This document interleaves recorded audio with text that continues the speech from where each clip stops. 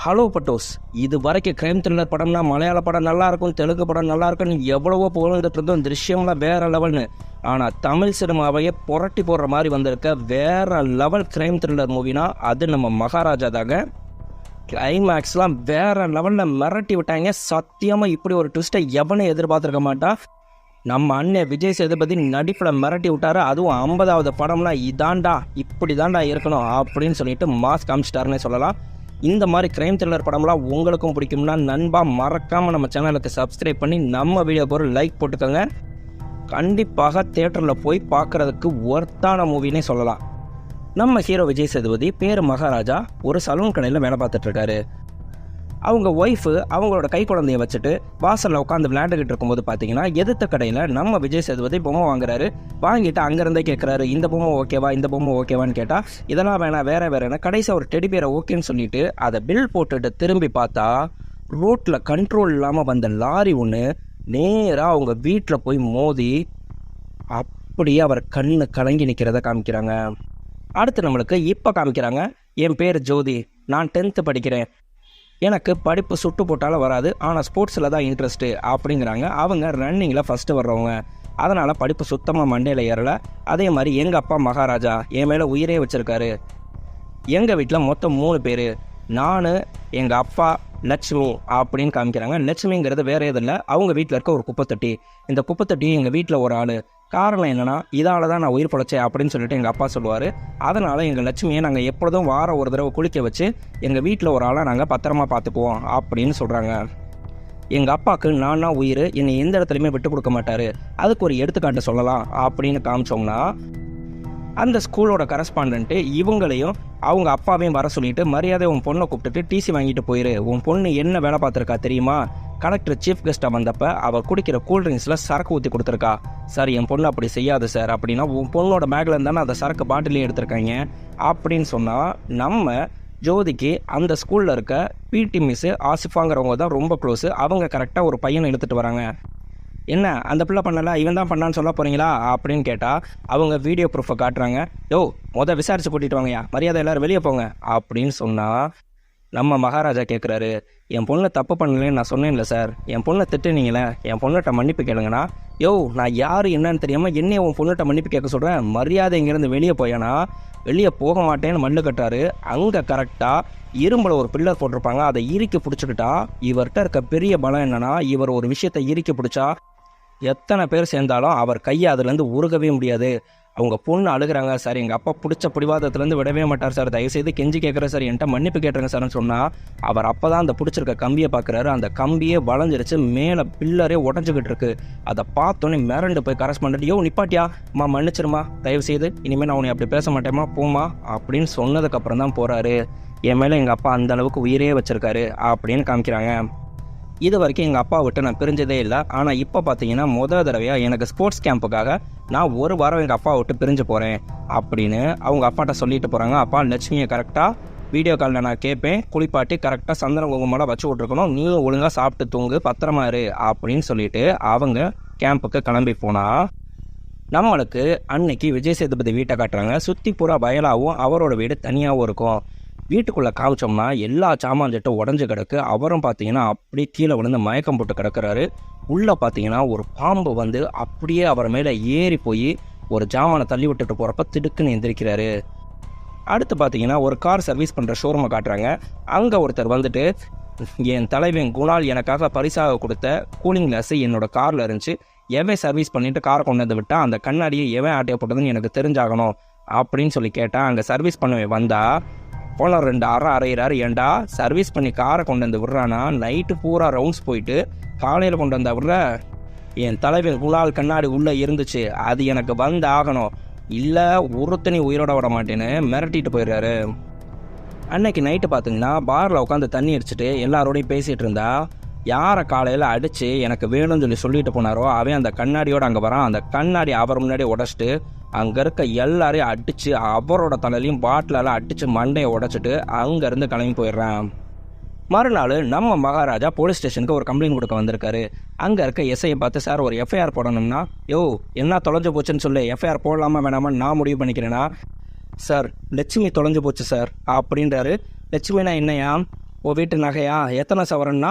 Sir நகை இல்லை sir, உன் பொண்டாட்டியா, உன் பிள்ளையா, உன் சொந்தக்காரங்களா, அப்புறம் யார் தான் அந்த லட்சுமின்னு கேட்டால் ஃபோட்டோ எடுத்து காட்டுறாரு. அவரும் அவங்க பாப்பாவும் நடுவில் லட்சுமியை கையில் வச்சுட்ருப்பாங்க. யோ என்னையா குப்பை தொட்டியை காமிச்சு லட்சுமிங்கிறனா? ஆமாம் சார், இதான் சார் என் லட்சுமி எனக்கு கண்டுபிடிச்சி கொடுங்க சார்னா அவர் டென்ஷன் ஆகி என்னை பார்த்தா என்ன பைத்தியக்கார மாதிரி இருக்கா, எந்திரிச்சு போறியா இல்லையா அப்படின்னு கேட்டா, சார் நீங்கள் கண்டுபிடிச்சி தரலனா நான் மேலிடத்துல கம்ப்ளைண்ட் பண்ணுவேன் சார்னா அட்டி சப்புன்னு அரைஞ்சிட்டு இவனை வெளியே தூக்கி போடுங்க. ஏன்னா வெளியே போகும்போது அங்கே இருக்க ஒரு கம்பியை வழக்கம் போல் பிடிச்சிட்டாரு. பிடிச்சி இழுத்தா மொத்தமாக அந்த கம்பியே பிடுங்குது. இங்கே 10 பேர் இழுக்கிறாங்க. மொத்த ஸ்டேஷனும் பார்த்தீங்கன்னா அரள்ற அளவுக்கு மேலே இருந்த ஜாமான் பூரா கீழே விழுந்தா அதில் ஒரு பாம்பு அடித்து பிடிச்சி வெளியே போனால் அந்த பாம்பை கையில் தூக்கிட்டு வெளியே வராரு. சார் என் லட்சுமியை கண்டுபிடிச்சி கொடுப்பீங்களா மாட்டிங்களா அப்படின்னு. அடுத்து பார்த்தீங்கன்னா நம்ம நட்டியை காட்டுறாங்க. அவரோட பேர் வரதராஜன். அவர் தான் அந்த ஸ்டேஷன் இன்ஸ்பெக்டரு. ஒரு நகை திருட்டு கேஸ் விஷயமா ஒரு பணக்கார வீடை பார்க்க போயிருப்பாரு.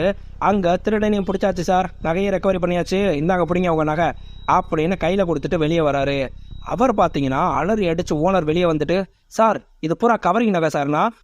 நம்ம திருடனை பார்த்து என்னடா கவரிங் நகைங்கிறாருனா, சார் அவர் என்கிட்ட தங்கம்னு சொல்லி தான் சார் கொடுத்தாரு அப்படின்னு டபால்னு பிளேட்டை மாற்றிடுறியா? ஓ திருடனை நீங்களே சேர்ந்துட்டு பிளான் பண்ணி போலீஸை ஏமாற்ற பார்க்குறீங்களா? மரியாதை உள்ளே போகிறீங்களா இல்லையா அப்படின்னு சொல்லி மிரட்டிட்டு நம்ம திருடன்ட்டே டீல் பேசி மொத்த நகையை ஆட்டையை போட்டிருப்பாரு. அடிச்சு இங்கே நட்டி வராரு. வந்து ஸ்டேஷன் இருக்க நிலைமையை பார்த்துட்டு, யோ என்னையா கட்சி கூட்டம் நடத்துகிற மாதிரி இருக்கு, என்ன ஆச்சுன்னு கேட்டால் எல்லாரும் ஒரே மாதிரி திரும்பி அங்கே உட்காந்துருக்க மகாராஜாவை பார்த்தா, என்னையா பிரச்சனை, என்னையா கேஸுன்னு உள்ளே கூட்டிகிட்டு போய் விசாரிக்கிறாரு. நம்ம எஸ்ஐ நடந்தது என்ன அப்படின்னு அப்படியே சொல்லணும்னா ஒரு கதையை சொல்லியிருப்பாரு. அதே கதையை இங்கே இன்ஸ்பெக்டர்கிட்டே சொல்கிறாரு. நான் அங்கே சொல்லாமல் விட்டுட்டு இங்கே கரெக்டாக சொல்லிடுறேன். சார் நான் எப்பொழுதும் 10 மணிக்கு கடையை சாத்துவேன் சார். 10 மணிக்கு கடையை சாத்திட்டு கரெக்டாக 10:15 வீட்டுக்கு போயிடுவேன் சார். வீட்டோட பூந்தொட்டிக்கு கீழே தான் சார் நான் வீட்டு சாவியை வச்சுருப்பேன். சாவி எடுத்துகிட்டு கதவை திறந்து உள்ளே போனேன் சார். ஹாலில் கரெக்டாக லைட்டை போட்டேன் சார். லைட்டை போட்டுட்டு ரூமில் போய் ட்ரெஸ் சேஞ்ச் பண்ணலான்னு போனேன் சார். அப்போ யாரோ ஒரு முகமுடி போட்டவன் டக்குன்னு என் பின்னாடி வாயை பொத்துனா சார். நான் அவன் கையை கடிச்சிட்டேன் சார். இன்னொருத்தன் தடுக்க வந்தா சார். அவனையே அடிச்சுட்டு நான் டக்குன்னு வெளியே ஓட போகும்போது 3வது ஒருத்தன் ஹாலில் ஏற்கனவே ஒளிஞ்சிருப்பான் போல சார். ஓங்கி ஒரு இரும்பு ராடை வச்சு என் காதுலேயே அடிச்சிட்டா சார். நான் அப்படியே மயக்கம் போட்டு விழுந்துட்டேன் சார்.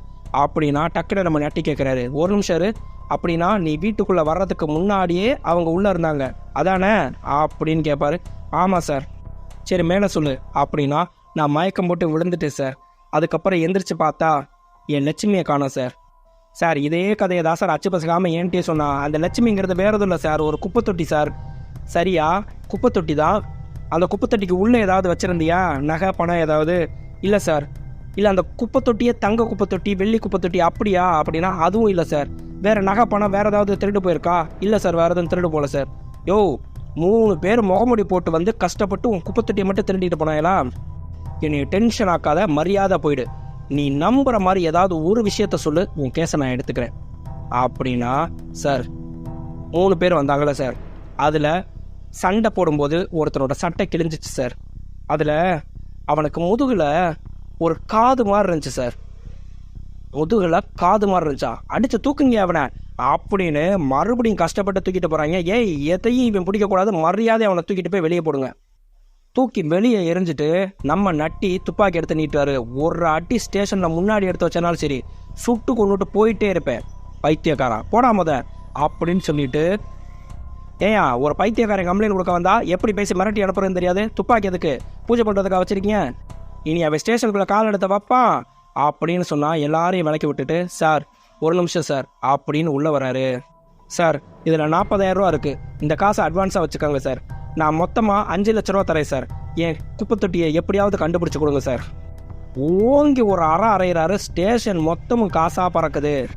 அடுத்து கான்ஸ்டபிள் பக்கத்து கடையில் உட்கார வச்சு பேசுகிறாரு. யோ எல்லாரும் முன்னாடி இப்படி இன்ஸ்பெக்டர்லாம் காசு கொடுக்கக்கூடாது சரியா, இனிமேல் எப்போ கொடுக்குறதுனாலும் இங்கே என்கிட்ட தான் கொடுக்கணும் அப்படின்னு எண்ணி வாங்கிட்டு, உன் குப்பை தொட்டியை கண்டுபிடிச்சோடனே 5 லட்ச ரூபா, பேச்சு மாறக்கூடாது சரியா அப்படின்னு அங்கே வீட்டுக்கு போய் பார்க்குறாங்க. வீடில் உள்ள ஃபுல்லாக பார்த்தீங்கன்னா ஜாமா ஜட்டி எல்லாம் உடஞ்சி கிடக்க செய்யுது. கரெக்டாக பார்த்தீங்கன்னா பின்னாடி கொல்லை பக்கம் கிரில் கேட்டை உடச்சிட்டு உள்ளே வந்திருக்காங்க. இவன் சொன்னது உண்மைதான். அக்கம் பக்கத்துல எல்லாம் விசாரிச்சு பார்த்தா ஆனால் யாரும் வந்தாங்க செஞ்சாங்கிற மாதிரி தெரியல, எல்லாம் வயலாக இருக்குது. ஆனால் இவன் அந்த குப்பை தொட்டியை அந்த அளவுக்கு தேடுறான்னா ஒரே ஒரு விஷயம், அது வெறும் குப்பை தொட்டியாக இருக்காது, அதுக்குள்ளே ஏதோ விலை மதிக்க முடியாத பொருள் இருக்குது, அதை சொல்லக்கூடாதுங்கிறதுக்காக இவன் வெறும் குப்பை தொட்டின்னு சொல்லிட்டு தேடுறான். நம்மளுக்கு இல்லைன்னா 5 லட்ச ரூபா எப்படி கொடுப்பான் அப்படின்னு அங்கே இவரோட பேங்க் பாஸ்புக் இருக்கும். செக் பண்ணி பார்த்தா, சார் 15 லட்ச ரூபா அக்கௌண்ட்டில் வச்சுருக்கா சார். அப்போ ரைட்டு, இவனை எப்படியாவது பிடிச்சி அது என்ன பொருளுங்கிறத கண்டுபிடிக்கணும், ஏதோ பெரிய அமௌண்ட்டை நம்மளுக்கு சிக்குமையானு அந்த குப்பை தொட்டியை தேட ஆரம்பிக்கிறாங்க. அதே சமயம் பேரலாம் நம்மளுக்கு இன்னொரு கதையை காட்டுறாங்க. அங்கே பார்த்தீங்கன்னா அனுராஜ் கஷ்யப்பை காட்டுறாங்க. அவரோட பேர் செல்வம். அவரோட தோஸ்து சபரி பார்த்தீங்கன்னா சமயக்கட்டில் மச்சான் சிக்கன் சூப்பராக வந்திருக்கு அப்படின்னு சொல்லி கஷ்டப்பட்டு சமைச்சிட்டு கொண்டு வந்தா, ஏம்மா வீட்டில் தயிர் கூட இல்லையா அப்படின்னு அங்கே இருக்கவங்களை கேட்டால், அங்கே அம்மா பொண்ணு 2 பேரையுமே வாயும் கையும் கட்டி போட்டுட்டு அந்த வீட்டில் இருக்க மொத்த பண நகையை ஆட்டையை போட்டுட்டு அந்த வீட்லேயே சமைச்சு உட்காந்து சாப்பிட்டுட்டு இருக்காங்க. நாங்கள் எந்த வீட்டுக்கு போனாலும் சத்தம் இல்லாமல் நாங்கள் பாட்டுக்கு கொள்ளையடிச்சிட்டு போயிட்டே இருப்போம். எங்கள் முகத்தை யாரும் இது வரைக்கும் பார்த்ததே இல்லை. நீ என்னமோ வீர பெண்மணி மாதிரி ஓடி வந்து மண்ணு கட்டி என் மாஸ்க் எடுத்து என் முகத்தை பார்த்துட்ட. இப்போ என் முகத்தை பார்த்த யாரையும் நாங்கள் உயிரோட விட முடியாது, என்ன பண்ணுறது, வேற வழியே இல்லை அப்படின்னு சொன்னால், எப்பா கொள்றதுன்னு முடிவு பண்ணிட்டேன் அந்த பொண்ணு அப்படின்னு சபரி கேட்டா, அப்படின்றாரு. அந்த பொண்ணை கொடூரமாக அங்கேயே இவர் கெடுத்துடுறாரு. வெளியே வந்துட்டு என்னையா பண்ணலாம் அப்படின்னு கேட்டால், அந்த வீட்டை கேஸை பற்ற வச்சுட்டு இவங்க அங்கேருந்து பணத்தை எடுத்துகிட்டு வெளியே வந்துடுறாங்க. நேராக அவரோட வீட்டுக்கு வராரு. அவருக்கு பார்த்தீங்கன்னா அழகான மனைவி, ஒரு கை குழந்தையும் இருக்குது. அவங்க யாருக்குமே இவர் நார்மலாக ஒரு எலக்ட்ரிக் கடை வச்சுருக்க மாதிரி தான் தெரியும். அவங்க பாப்பாக்க பார்த்தீங்கன்னா தோள்பட்டையில் ஒரு புண்ணு வந்திருக்கும், கட்டி மாதிரி வந்து அது பெருசாக சலம் பிடிச்சிருக்கும். அதில் மருந்து போட்டுட்டு, ஒரு வாரத்தில் பாப்பாவோட பிறந்தநாள் வருது, சீக்கிரம் கிளம்பிடு நம்ம பர்ச்சேசிங் போகலாம் அப்படின்னா, எங்கள் பிறந்தநாளுக்காக அங்கே இங்கேயும் கடை வாங்காதீங்க, இருக்க காசை வச்சு சிக்கனமாக செலவழிச்சுக்கலாம் அப்படின்னு சொல்லிட்டு நகை கடைக்கு போனால் பர்டிகுலராக ஒரு டிசைன் வேணுங்கிறாங்க. அந்த டாலரில் பார்த்தீங்கன்னா 2 பாதம் பதிச்சு அழகாக சூப்பராக இருக்குது, இதுதான் எனக்கு வேணும், ஆனால் ஒரு வாரத்துக்குள்ளே எனக்கு வேணும்னு சொல்லி பர்டிகுலராக அந்த நகையை ஆர்டர் கொடுத்து வேணும்னு சொல்லிட்டு கிளம்பி வராரு. ஆனால் அவங்க ஒய்ஃப் சத்தம் போடுறாங்க, ஏங்க இதெல்லாம் தேவையா, இருக்க காசை வச்சு சிக்கனமாக என்ன செய்ய முடியுமோ அப்படி செய்யணுங்க அப்படின்னா, என் பிள்ளைய நான் பெரிய லெவலில் படிக்க வைக்கணும்டி, அவள் டாக்டர் இன்ஜினியர் என்ன வேணாலும் படிக்கணும், என்ன ஆசைப்பட்டாலும் செய்யணும், எனக்கு அதனால் பெரிய லட்சியமே இருக்குடி, நீ இந்த விஷயத்தில் எல்லாரும் தலையிடாத, என் பிள்ளைய நல்லபடியாக நான் வளர்க்கணும் அப்படின்னு முடிவு சொல்கிறாரு. இங்கே நம்மளுக்கு மகாராஜாவை காட்டுறாங்க. அவர் ஸ்டேஷனில் இருந்தால் தான் நீங்கள் குப்பைத்தொட்டியை கண்டுபிடிச்சி கொடுப்பீங்க, என் மக ஸ்போர்ட்ஸ்க்காக வெளியூர் போயிருக்கா, அவள் 3 நாளில் வர்றதுக்கு முன்னாடி நான் கண்டுபிடிச்சே ஆகணும் அப்படின்ட்டு நான் இங்கேயே தான் உட்காந்துருப்பேனா, கேட்கவா வேணும், மொத்த போலீஸும் பிரியாணி வடை டீன்னு இவரை வச்சு செய்யுது. இவரும் பார்த்தீங்கன்னா அசராமல் செலவழிச்சிட்ருக்காரு. அவங்க பாப்பா பார்த்தீங்கன்னா வாய்ஸ் மெசேஜ் அனுப்பியிருக்கோம், இன்றைக்கி வெள்ளிக்கிழமை லக்ஷ்மியை குளிப்பாட்டினியா, எனக்கு மரியாதையாக ஃபோட்டோ எடுத்து அனுப்பு, என்ன 2 நாளாக ஃபோன் அடிச்சுட்டே இருக்கேன், நீ அட்டன் பண்ணவே மாட்டேங்கிற, என்ன தான் பண்ணுற அப்படின்னு சொல்லிட்டு. அதே மாதிரி அங்கே ஜோதியை காட்டுறாங்க. அங்கே பார்த்தீங்கன்னா ஸ்போர்ட்ஸ் அகாடமியில் ஃபுல்லாக ஸ்போர்ட்ஸ் நடந்துகிட்ருக்கு, அவங்களும் ஸ்போர்ட்ஸில் பார்ட்டிசிபேட் பண்ணிகிட்டு இருக்காங்க. அதே மாதிரி இந்த குப்பை தொட்டியை நம்ம எப்படி கண்டுபிடிக்க முடியாது, அதனால் இதே மாதிரி இருக்க குப்பை தொட்டியை வாங்கி இந்த கேஸை எப்படியாவது முடிக்கணும்னு நம்ம முனிஷ்காந்த் பார்த்தீங்கன்னா தெருவா ரோடாக ஒவ்வொரு கடையாக அந்த குப்பை தொட்டியை தேடி அலைகிறாரு.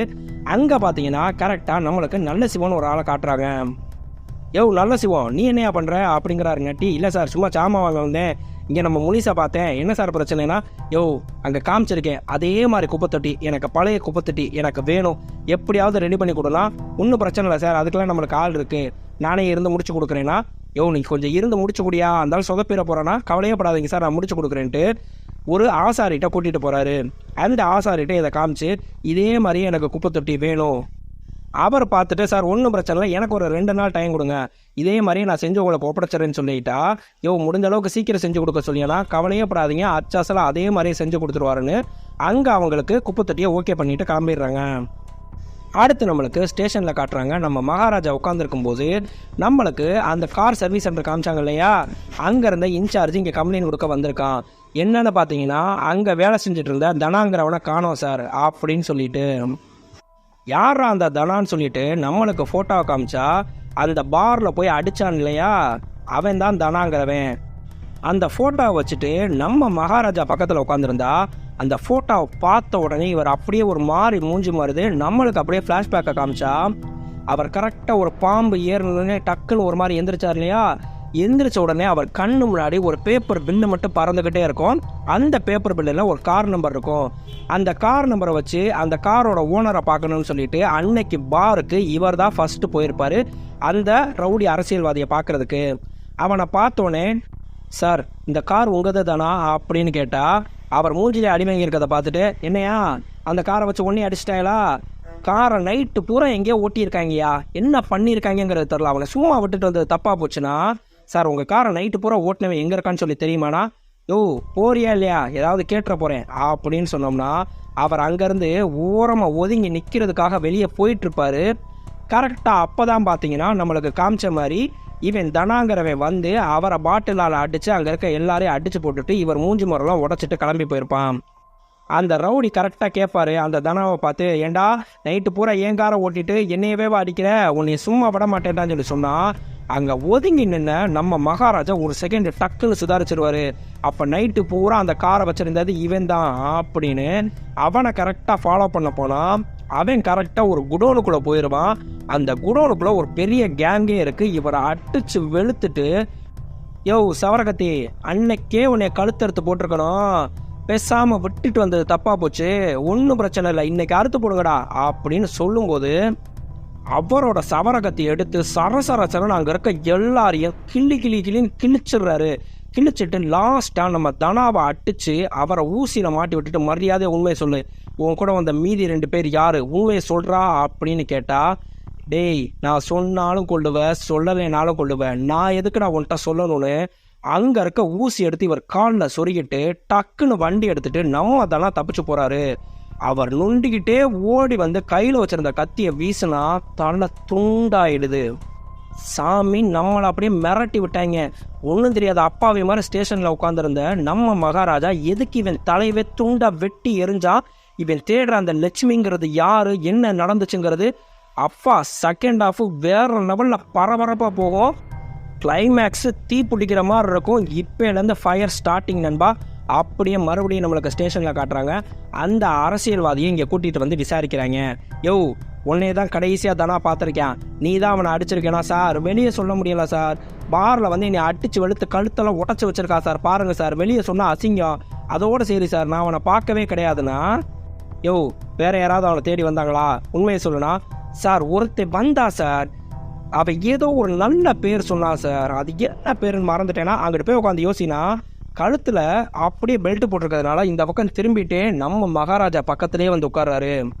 உட்காந்துட்டு அவன் ஏதோ ஒரு பேர் சொன்னான் சார்னா, சார் அந்த பேரை கண்டுபிடிச்சிட்டேன் சார் அப்படின்னா, என்னையா அந்த பேர்னா? இளையராஜா சார்னா, மரியாதை எந்திரிச்சு போறியா இல்லையா, முதல் அவனை அனுப்பிவிடுங்கண்ணா. சார் ரஹ்மான் ஃபேனாக இருப்பார் போல, அதான் கோவப்படுறாரு அப்படின்ட்டு அந்த அரசியல்வாதி அங்கேருந்து கிளம்பிடுறான்.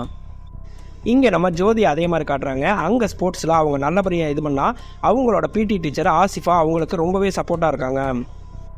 என்னம்மா அவங்க அப்பாவோட சாப்பாடை மிஸ் பண்ணுறீங்கன்னா?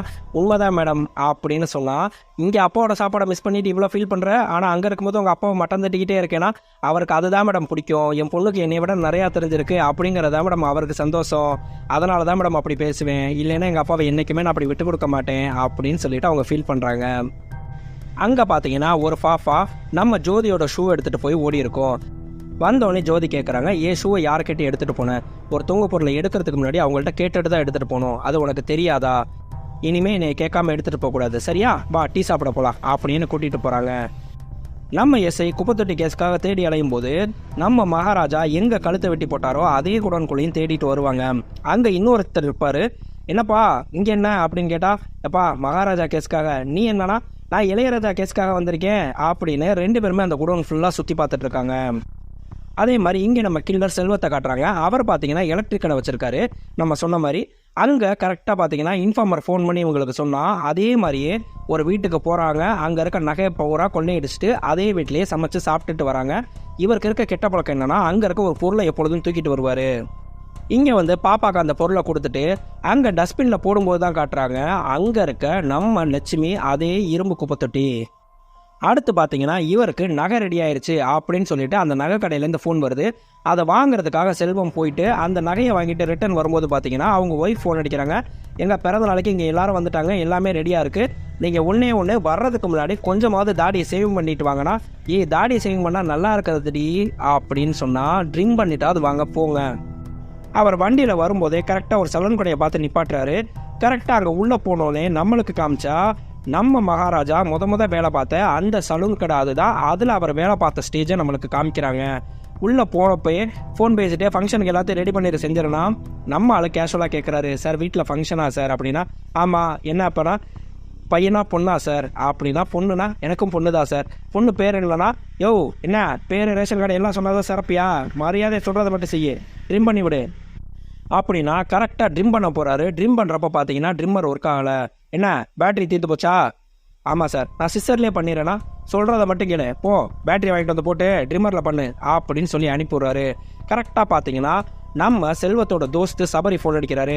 டேய் இன்னைக்கு பேப்பரை உடனே எடுத்து பாருனா, என்னடாச்சுன்னா நீ பேப்பர் எடுத்து பாருங்கிறாரு. அங்கே சலூன் கடையில் பேப்பரை தேடினா யாரும் பக்கத்தில் இருக்காங்களா, பக்கத்தில் இருந்தால் தனியாக வந்து பேசுனா, இல்லைடா ஒன்றும் பிரச்சனை இல்லை, நான் மட்டும் தான் தனியாக இருக்கேன், விஷயம் என்னன்னு சொல்லுனா, நீ அங்கே பேப்பரில் பாரு, இன்னைக்கு நம்ம பண்ண அதே மாதிரியே பண்ண மாதிரி போட்டிருக்கு, ஆனால் என்னன்னு சொல்லி பார்த்தீங்கன்னா வடக்குல இருந்து வந்தவங்க அப்படிங்கிற மாதிரி போட்டிருக்குன்னா, டேய் நீ ஒன்றும் கவலைப்படாத, போலீஸு கேஸ் எத்தனை நாள் தான் ஓப்பனில் வச்சுருக்கோம், கேஸை மூடணும்னா இந்த மாதிரி யார் மேலேயாவது பழியை போட்டு கேஸை மூடிடும், அதே மாதிரி இந்த மாதிரி போட்டால் நம்ம மறுபடியும் பயந்துட்டு ஏதாவது தப்பு பண்ணுவோங்கிறதுக்காகவே போடுவாங்க, நீ இதெல்லாம் கண்டுக்காமரு, ஒன்றும் பிரச்சனை இல்லை, நான் பார்த்துக்கிறேன், நேராக ஃபங்க்ஷனுக்கு வந்து சேருன்னு கரெக்டாக திரும்பினா அங்கனக்குள்ள நம்ம விஜய் சேதுபதி நிற்கிறாரு. இவர் அப்படியே மிரண்டு போய் கை காலெலாம் நடுங்க ஆரம்பிச்சிருது. அப்படியே ட்ரிம் பண்ணி முடிச்சோன்னே இந்த 100 ரூபா எக்ஸ்ட்ரா வச்சுக்கன்னு கொடுத்தா, இல்லை சார் வேலை பார்த்த காசு போதும் சார்னா, இவர் அப்படியே மைண்டு டென்ஷன்லேயே வீட்டில் வந்து உட்காந்துருக்காரு. அவர் ஒய்ஃப் இவங்க மேலே உயிரே வச்சுருக்காங்க. என்ன தங்கம் வந்ததுலேருந்து ஒரு மாதிரி இருக்கனா, இல்லைம்மா தலைவலியாக இருக்குது ஒரு மாதிரி இருக்குன்னா, பாப்பாவோட பிறந்தனால சந்தோஷமாக சிரிச்சிட்ரு வா அப்படின்னா கரெக்டாக நம்ம சபரி வராரு. டேய் இங்கே வாடா அப்படின்னு சொல்லி கூட்டிகிட்டு போய் சபரிகிட்ட சொல்கிறாரு, எனக்கு என்னமோ அந்த சலூன் கடைக்காரன் பூராத்தி கேட்டான்னு சொல்லி நினைக்கிறேன்டா அப்படின்னா, நீ தான் யாரும் இல்லைன்னா, டேய் நான் பேசும்போது யாரும் இல்லைடா, கரெக்டாக பேசி முடிச்சுட்டு திரும்பி பார்க்குற அவன் வந்து நிற்கிறான்டா, அவன் எல்லாத்தையும் கேட்டிருப்பான்னு சொல்லி நினைக்கிறேன்டா, எனக்கு என்னமோ பயமாக இருக்கடானா, ஒன்றும் பிரச்சனை இல்லை, ஃபங்க்ஷன் மட்டும் முடியட்டும், தனியாக ஆளை பார்த்து அறுத்து விட்டுட்டு போயிட்டே இருப்போம், இதெல்லாம் ஒரு பெரிய விஷயமா, பேசாமரு அப்படின்றாரு. இங்கே இவர் கொண்டு வந்த கட்டப்பையில் பார்த்தோம்னா அந்த செயினை காணோம்.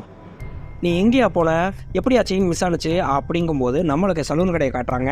அங்கே கீழே கடந்த செயின் எடுத்து, சார் இன்னைக்கு ஃபங்க்ஷன் சொல்லி சொன்னார்னே, நான் போய் கொடுத்துட்டு வந்துடுறேன்னா, யோ உனக்கு என்ன வேறு வேலை இல்லையா, அவன் தேடி முடிச்சுட்டு இங்கே வருவா, வந்தோடனே கொடுத்துக்கலானா, இல்லைண்ணே பாவம்னே ஃபங்க்ஷனில் செயின் இல்லைன்னா கஷ்டமாக இருக்கும்னே, நான் போய் கொடுத்துட்டு வரேனே அப்படின்னு இவர் கிளம்பி அங்கே போனால் கரெக்டாக இவரும் செயினை தேடிட்டு, சபரி இங்கே வாடா அப்படின்னு கூப்பிட்டுட்டு வெளியே வந்தால் நேராக நம்ம மகாராஜா அங்கே உள்ளே வராரு. அவருக்கு பின்னாடியே போலீஸ் குரூப்பு வருது. டேய் சபரி போலீஸ் என்னடா இப்படி மொத்தமாக வருதுன்னா, டேய் கண்டுக்காத, காம்பவுண்டு வீடு நம்மளை தேடி வராங்கன்னு சொல்ல முடியாது, நீ பேசாமரு, அவங்க அங்கிட்ட போயிடுவாங்கன்னா நம்ம மகாராஜாவை பார்த்துட்டு சொல்கிறாரு, டேய் அந்த சலூன் கடைக்காரன்டா போலீஸ்கிட்ட போட்டு விட்டாங்கடா, நம்மளை தான்டா தேடி வராங்கன்னா கரெக்டாக அந்த போலீஸு நம்ம மகாராஜாவை தாண்டி முன்னாடி வந்து இங்கே நம்ம செல்வத்தையும் சபரியும் பிடிச்சி, ஏன்டா எவ்வளவு தைரியம் இருந்தால் இப்படி ஒரு கொடுமையான வேலையை பண்ணிட்டு ஒன்றும் தெரியாத மாதிரி இருப்பீங்கன்னா, சார் என் தங்கத்தை ஏன் சார் அடிக்கிறீங்க, அவர் எதுவும் பண்ணாத அப்பாவி சார்னு ஒய்ஃப் வந்து சொன்னா, ஏம்மா உன் புருஷனை பற்றி என்ன தெரியும், உயிரோட அம்மா பொண்ணை கொளுத்தி விட்டுட்டு வந்திருக்காங்க பாவிங்க, எத்தனை பேர் தாலி எடுத்திருக்காங்க தெரியுமா, இவங்களை பற்றி உனக்கு தெரியாதுன்னு சொல்லும்போது டக்குன்னு சபரி வண்டியிலேருந்து துப்பாக்கி எடுத்துடுறாரு. ஏய் சபரி வேணாண்டா, நம்ம பிரச்சனையை பார்த்துக்கலாம்டா, பேசாமடா, எடுக்காதடா துப்பாக்கியா அப்படின்னு சொல்லிட்டு இருந்தா இவங்க ஒய்ஃபு அப்படியே மிரண்டு போய் பின்னாடி போகிறாங்க. அப்போ நம்ம ஹஸ்பண்ட் இதுக்கு உடந்தேன்ட்டு அவசரப்பட்டு சபரி பார்த்தீங்கன்னா டக்குன்னு ஒரு போலீஸை ஷூட் பண்ணால் ஆன் தி ஸ்பாட்லேயே போலீஸை நம்ம சபரியை போட்டு தள்ளிடுது. நம்ம செல்வத்தையும் அடித்து இழுத்துட்டு போகிறாங்க. அங்கே திரும்பி அவர் பாப்பாவையும் ஒய்ஃபையும் பார்த்தா, தயவு செய்து அந்த குடும்பக்காரனை கொண்டு போயிருங்க, என் பிள்ளையை நீ பார்க்க கூட கூடாது, அவனை அங்கேயே உள்ளேயே வச்சு கொன்றுங்க சார் அப்படின்னு அவங்க கதறி அழுகிறாங்க. அப்படியே அவர் முறைச்சு பார்த்துட்டு இங்கேருந்து கிளம்பி போகிறாரு. முழுக்க முழுக்க இதுக்கு காரணம் ஃபுல்லாக நம்ம மகாராஜா தான் அப்படின்னு சொல்லிட்டு. அடுத்து இங்கே நம்மளுக்கு குப்பைத்தொட்டியை ரெடி பண்ணுறதுக்கு கொடுத்துருந்தாங்க இல்லையா, அங்கே பார்த்தீங்கன்னா பக்காவாக புது குப்பைத்தொட்டியை ரெடி பண்ணி கொடுத்துட்டாங்க. யோ அதில் ஃபோட்டோவில் இருக்க மாதிரியே அங்கங்கே சொட்டையெல்லாம் ரெடி பண்ணி பழைய குப்பைத்தொட்டி மாதிரியே ஆக்கக்கூடியா அப்படின்னா, நம்ம முனிசோட இருந்த நல்ல சிவம் பார்த்தீங்கன்னா அதே மாதிரியே அங்கே எங்கேயும் தட்டி சூப்பராக ரெடி பண்ணிடுறாரு. அதை பார்த்துட்டு நம்ம நட்டி பார்த்தீங்கன்னா, யோ அச்சு அசலாக அதே மாதிரியே இருக்கியா, நீ மறுபடியும் வேலைக்காரங்கிறத நிரூபிச்சிட்டியா அப்படின்னு சொல்லிட்டு, இங்கே ஏரியா சரக்கு போட்டுட்டு போகலாம், நாளைக்கு காலையில் உன் குப்பைத்தட்டியும் திருடணும், உன் முன்னாடி நிப்பாட்டுறோமியா, நீ கவலைப்படாமல் இருக்கியா அப்படின்னு சொல்லிட்டு நம்ம மகாராஜுக்கு ஃபோனை போட்டு சொல்லிடுறாங்க. அங்கே நம்ம ஜோதியும் பார்த்தீங்கன்னா ஸ்போர்ட்ஸ் முடிச்சுட்டு பஸ்ஸில் வர்ற மாதிரி நம்மளுக்கு காமிச்சிட்ருக்காங்க. அதே சமயம் பார்த்தீங்கன்னா இங்கே நம்ம இன்ஸ்பெக்டர் எப்படியாவது இந்த குப்பைத்தொட்டியை திருடினதுக்கு ஒரு திருடனை நம்ம சரண்டராக சொல்லணும்னு அவர் சைடில் ஃபோன் அடித்தா, எவனுக்கு ஃபோன் அடித்தாலும் என்னதே குப்பைத்தொட்டியை திருடன கேஸா சார், வேறு ஏதாவது பெரிய கேஸாக இருந்தால் சொல்லுங்கள் சார் அப்படின்னு சொல்லிட்டு ஓடி போயிடுறாங்க. இதெல்லாம் எங்களுக்கு அசிங்கமாக போயிடுன்னு நம்ம நல்ல சிவத்திட்ட கேட்குறாரு. யோ ஏதாவது ஒரு ஆளை ரெடி பண்ணி கூடியானா, சார் 50,000 தெரியுங்கிறீங்க, வேற யாராவது ஒரு ஆள் எதுக்கு? எப்படி ஒரு திருடனை தானே தேடுறீங்க? நானே உங்களுக்கு திருடை மாதிரி நடிச்சு காட்டுறேன், என்ன நடந்துச்சுன்னு மட்டும் எனக்கு கொஞ்சம் கிளியராக சொல்லுங்கள் சார், அது போதும் அப்படின்னு சொன்னால் நம்ம கான்ஸ்டபிளுக்கு இங்கே ஃபோன் அடிக்கிறாரு. யோ, அங்கே நம்ம மகாராஜா இருக்கானா சார்? நம்மளை விட அவன் தான் சார் எப்போ பார்த்தாலும் ஸ்டேஷனில் உட்காந்துருக்கானா? அவன்கிட்ட போய் அந்த நடந்த கதையை மறுபடியும் டீட்டெயிலாக சொல்லு. நான் லைனில் இருக்கேன்னு தெரியாமல் ஸ்பீக்கரில் போட்டு வை, அந்த கதையை நான் கேட்கணும் அப்படின்னு சொல்லிட்டு அங்கே மகாராஜாவை கான்ஸ்டபிள் கூப்பிட்றாரு. யோ, இந்த கேஸ்க்கு எஃப்ஐஆர்லாம் போட முடியாது, வேணா சிஎஸ்ஆர் போடுறேன், நீ உட்காந்து நடந்தது என்னவோ அதை அப்படியே என்கிட்ட சொல்லு அப்படின்னு சொன்னால் நம்ம எல்லாரையுமே அப்படியே மிரட்டி விட்டுட்டாங்க. என்னன்னு பார்த்தீங்கன்னா கரெக்டாக அவர் அப்படியே சொல்கிறாரு. நம்மளுக்கு அதே சமயம் நடந்த சீனையும் காமிக்கிறாங்க. நம்ம பாப்பா பார்த்தீங்கன்னா இவருக்கு மெசேஜ் அனுப்பியிருக்கோம், அப்பா என் ஷூ பிஞ்சு போச்சு, இந்த ஷூவோட ஃபோட்டோ அனுப்பியிருக்கேன், எனக்கு இதே மாடல் ஷூ வாங்கி வைப்பா அப்படின்னு சொல்லிட்டு அவர் கரெக்டாக பார்த்தீங்கன்னா அந்த கதையை சொல்ல ஆரம்பிக்கிறாரு. சார், நான் எப்பொழுதும் போல் கடையை 10 மணிக்கெல்லாம் பூட்டிடுவேன் சார், பூட்டிட்டு நான் நேராக வீட்டுக்கு வருவேன் சார் அப்படின்னு காமிச்சா, அன்னைக்கு அவர் வீட்டுக்கு வராமல் ஷூ கடைக்கு போய் என் பொண்ணு நான் ஷூ வாங்கி வச்சிருப்பேன்னு எதிர்பார்த்துட்டு வருவா, அதனால் தயவு செஞ்சு எப்படியாவது தேடி எடுனா சார், இன்னொரு கடையில் இருக்குது, கொஞ்சம் லேட் ஆகும், வெயிட் பண்ணிங்கன்னா நான் போய் எடுத்துகிட்டு வரேன்னா, இல்லைப்பா நீ எடுத்துகிட்டு வா, கண்டிப்பாக என் பாப்பாவுக்கு ஷூ வேணும்னு சொல்லிட்டு அங்கே உட்காந்துருக்காரு. ஆனால் பஸ்ஸிலேருந்து இறங்கின நம்ம பாப்பா பார்த்தீங்கன்னா அவர் சொல்கிற மாதிரி கரெக்டாக நான் வந்தேன் சார், பூந்தொட்டிக்கு கீழே சாவி வச்சுருப்பேன் சார், எடுத்துகிட்டு உள்ளே வந்தேன் சார், உள்ளே வந்து லைட்டை போட்டேன் சார்ங்கிறாரு. அப்படியே நம்மளுக்கு இதை ஃபுல்லாக பாப்பா செய்கிறத காமிக்கிறாங்க. தோள்பட்டையில் இருந்த பேக்கை இறக்கி வச்சே சார், பாப்பா ஷோல்டரில் இருந்த பேக்கை இறக்கி வச்சுட்டு நேராக ரூம்குள்ளே போகிறாங்க. அங்கே போய் நம்ம பாப்பா ட்ரெஸ் மாற்றுறத அங்கே ஒளிஞ்சிட்ருக்க நம்ம தனா பார்த்துக்கிட்டே இருக்காரு. கரெக்டாக அவங்க ட்ரெஸ் எல்லாத்தையுமே கழட்டிட்டு மறுபடியும் சேஞ்ச் பண்ணோம்னா அவர் டக்குன்னு எதிர்பாராமல் ஒரு ஜாமானை தள்ளி விட்டா, டக்குன்னு யாரா நீங்கள் அப்படின்னு சொல்லி கத்துனா பின்னாடியான ஒருத்தர் ஓடி வந்து வாயை பொத்துறாரு. அது வேற யாரும் கிடையாது, நம்ம நல்ல சிவன் தான். அவங்க 2 பேரையும் பாப்பா கஷ்டப்பட்டு தள்ளி விட்டுட்டு அங்கேருந்து வெளியே ஓட போனால் அவங்க தலையிலேயே ஒரு இரும்பு கம்பியை வச்சு ஒருத்தர் அடிக்கிறாரு. அது வேற யாரும் இல்லை, நம்ம செல்வம் தான். அந்த கம்பியை வச்சு பாப்பாவை ஓட விடாமல் காலையும் மூஞ்சிலையும் ஒட்டமொழியும் அடின்னு அடிச்சுட்டு அப்படியே வெளியே வந்து உட்கார்றாரு. உட்காந்து வெயிட் பண்ணிட்டு இருந்தா, யோ என்னையா செக் பண்ணிட்டு சொன்னேன், கரெக்டாக எப்பொழுது 10 காலக்குள்ள அவன் வந்துடுவான்னு வந்தானே அவனை கழுத்தறுத்து போட்டுட்டு போகலான்னு பார்த்தா அப்படின்னு தனா கேட்டால் நம்ம நல்ல சிவ சொல்கிறாரு. யோ, ஃபாலோ பண்ண தெரியாமல் தான் போலீஸ்க்கு இன்ஃபார்மராக இருக்கேனா, 1 மாதம் ஃபாலோ பண்ணியிருக்கேன், கரெக்டாக 10 மணிக்கு கடை அடித்தா 10:15 இங்கே இருப்பான், இன்னைக்குன்னு பார்த்து அவன் வரல, இந்தா 1 வாரமாக இந்த பயவில் ஊர்லேயே இல்லை, இன்னைக்கு பார்த்தேன்னா இது வந்து மாட்டியிருக்கு, என்ன பண்ண சொல்கிற? எப்பா எப்படி அவன் வந்தால் கழுத்தெடுத்து போட்டு தான் போக போகிறோம், அது வரைக்கும் இந்த பிள்ளைய நான் வேணா போய் அப்படின்றாரு நம்ம நல்ல சிவம். போ அப்படின்னு நம்ம செல்வமும் சொன்னால் அவர் உள்ளே போய் பாப்பாவை செதைச்சிட்டு வர்றது இல்லாமல் அடுத்து நம்ம தனாவும் அதே மாதிரியே செய்கிறாரு. என்னையா இவ்வளவு நேரம் ஆச்சு இன்னும் ஆளை காணோம் அப்படின்னு சொன்னால், மறுபடியும் வேணா நான் போயிட்டு வரேனே அவன் வர்றதுக்குள்ளன்னு மறுபடியும் நம்ம நல்ல சிவம் உள்ளே போயிட்டு வெளியே வராரு. அடுத்து நம்ம தனா, ஏய் அவ்வளோதான் டைம் ஆச்சு, ஒரு அறுத்து போட்டுட்டு வரேன் அப்படின்னு கத்தி எடுத்துகிட்டு உள்ளே போகிறாரு. நம்ம செல்வம் டக்குன்னு, ஏய் பொறு வா மணியாச்சு கிளம்புவோம் அப்படின்னா, பொரியா அறுத்து போட்டுட்டு வரேன்னா, வேணாம் அது அப்படியே கிடக்கட்டும், நீ வா சொன்னா கீழே கிளம்புவோன்னு அப்படியே அந்த பாப்பாவை விட்டுட்டு வெளியே வந்துடுறாங்க. இதை மட்டும் அப்படியே இங்கே நம்மளுக்கு காமிச்சா இங்கே அப்படியே கண்ணு கலங்கி நம்ம மகாராஜா அழுதுகிட்டே இந்த விஷயத்த சொன்னால் அங்கே ஸ்டேஷனில் இருக்க எல்லாரும் ஒரு மாதிரி ஆகிறாங்க. சரி நீ கிளம்பு, நான் இதை எழுதிக்கிறேன்னா அங்கே ஒரு கான்ஸ்டபிள் கரெக்டாக கேட்குறாரு, நீ குப்பை தொட்டிக்காக வரல அப்படின்னா அவர் அப்படியே கையை காமிச்சிட்டு, லட்சுமி சார் லட்சுமி சார் அப்படின்ட்டு வெளியே போகிறாரு.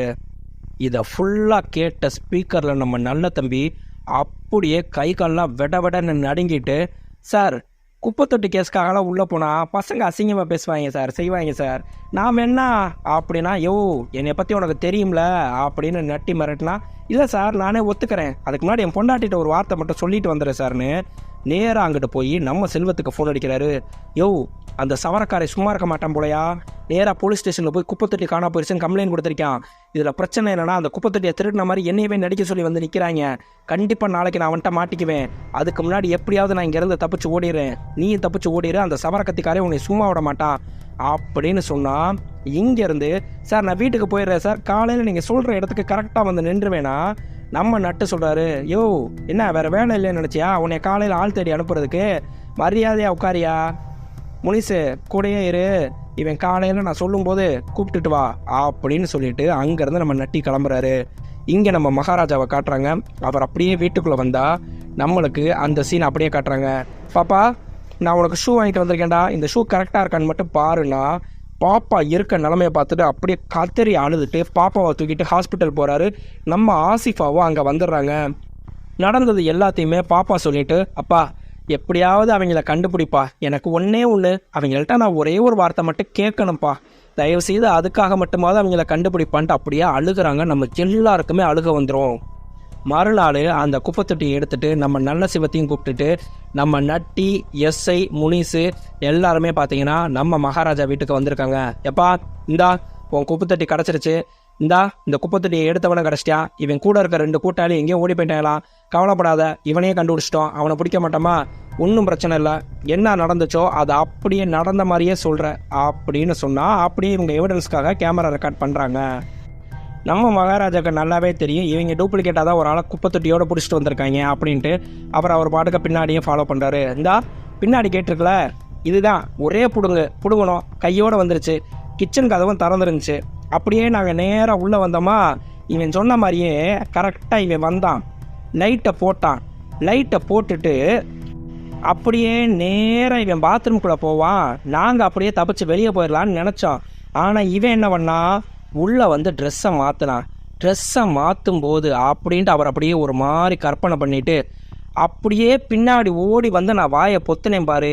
அப்படிங்கும்போது கரெக்டாக அவரோட கையை அதே மாதிரி பாப்பாவோட ஹைட்டுக்கு காமிச்ச உடனே இவர் அப்படியே ஒரு செகண்ட் மிரண்டு போய் நம்ம நல்ல சிவத்தை பார்த்தா, நம்ம நல்ல சிவ மகாராஜா முறைச்சி பார்க்குறத பார்த்தோன்னே அப்படியே எக்கி இந்தா இவ்வளோ ஹைட்டில் இப்படி தான் எக்கி அவை வாயை பொத்துனேன் அப்படின்னு சொன்னோன்னே அப்படியே வந்து இவன் தப்பிச்சு ஓட போனானா, ஓங்கி என் நண்பன் இவன் மூஞ்சிலேயே அடிச்சிட்டானா. டக்குன்னு நம்ம நல்ல சிவத்தை ஓடி வந்த மகாராஜா கட்டி பிடிச்சிட்டு, நான் இப்படி தானே அப்படியே மயக்கம் போட்டு விழுந்தேன் அப்படின்ட்டு முதுகை தொட்டு பார்க்குறாரு. நம்ம பாப்பா அடையாளம் சொல்லியிருக்கோம், அவன் முதுகில் ஒரு பெரிய கட்டி இருந்துச்சுப்பா அப்படின்னு சொல்லிட்டு தொட்டு பார்த்தா அதே மாதிரியே கட்டி இருந்த உடனே இவர் அப்படியே மிரண்டு போய் நிற்கிறாரு. நம்ம நல்ல சிவமும் கெஸ் பண்ணிட்டாரு, இவன் கண்டுபிடிச்சிட்டானு. நம்ம மகாராஜா சொல்கிறாரு, சார் நான் ஒரு 2 நிமிஷம் இவர்கிட்ட பேசணும் சார் அப்படின்னா, என்னையா திருடன்ட்ட பேச போகிற, போய் பேசு அப்படின்ட்டு தனியாக ரூமில் விட்டுட்டு இவங்க எல்லாரும் வெளியே ஹாலுக்கு வந்தால் நம்ம மகாராஜா ஒன்று தான் கேட்குறாரு, உன் வயசு என்னையா அப்படின்னா, தம்பி அது எதுக்கு தம்பி, இப்போலாம் வயசாயிடுச்சு, இருந்தாலும் என்ன பண்ண சொல்கிற, இதுக்கெல்லாம் வயசு பார்க்க முடியுமா, அழகாக இருந்துச்சுன்னா தூக்குதாயா செய்வாங்க, அன்னைக்கே நான் நினச்சிருந்தா அந்த குப்பை தொட்டி அப்படியே கசக்கி தூக்கி போட்டிருக்க முடியும், ஆனால் நான் தான் பண்ணல தம்பி, நல்லா யோசிச்சு பாருங்க, நானும் இந்த ஊரில் தான் இருக்கேன், நீங்களே இந்த ஊரில் தான் இருக்கீங்க, குப்பை தொட்டியும் இந்த ஊரில் தான் இருக்குது, பார்த்துக்கங்க, யோசிச்சுக்கோங்க தம்பி அப்படின்னு சொன்னா, யோ என்னையா அவனை மிரட்டிகிட்டு இருக்க அப்படின்னு சொன்னால் நம்ம நல்ல சிவ சொல்கிறார், இல்லை சார் சொல்லிகிட்டு இருக்கேன் சார், நம்ம உள்ளே போனாலும் வெளியே வந்தோம் செஞ்சானா என்ன நடக்கும் அப்படின்னு சொல்லி சும்மா பேசிகிட்டு இருந்தேன் சார் அப்படின்னா. நம்ம நட்டி கேட்குறாரு, சொல்லியா என்னையா பண்ணலாம், இவனை எஃப்ஐஆர் போட்டு உள்ளே தள்ளிடலாமா அப்படின்னா, இல்லை சார் வேணாம் விட்டுடலாம் சார்.